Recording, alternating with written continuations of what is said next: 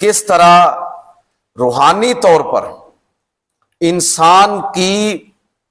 انسان کا تزکیہ کس طرح کرتی ہے۔ یہ حدیث آپ نے اکثر سنی ہوگی کہ نبی کریم صلی اللہ علیہ وسلم سے سوال کیا گیا کہ اسلام کیا ہے، ایمان کیا ہے، قیامت کب آئے گی۔ ایک سوال یہ بھی کیا گیا، 4 سوال کیے گئے، بڑی مشہور حدیث ہے۔ ایک سوال یہ بھی کیا گیا کہ مال احسان، اے اللہ کے پیغمبر احسان کیا ہے؟ تو نبی کریم صلی اللہ علیہ وسلم فرمایا ان تعبد اللہ کانک تراہ، اس طرح اللہ کی عبادت کرو، اس طرح اللہ کی نماز پڑھو، اس طرح اللہ کی عبادت میں اپنے آپ کو شریک کرو کہ گویا کہ تم اللہ کو دیکھ رہے ہو۔ اور اگر یہ کیفیت تم پر طاری نہ ہو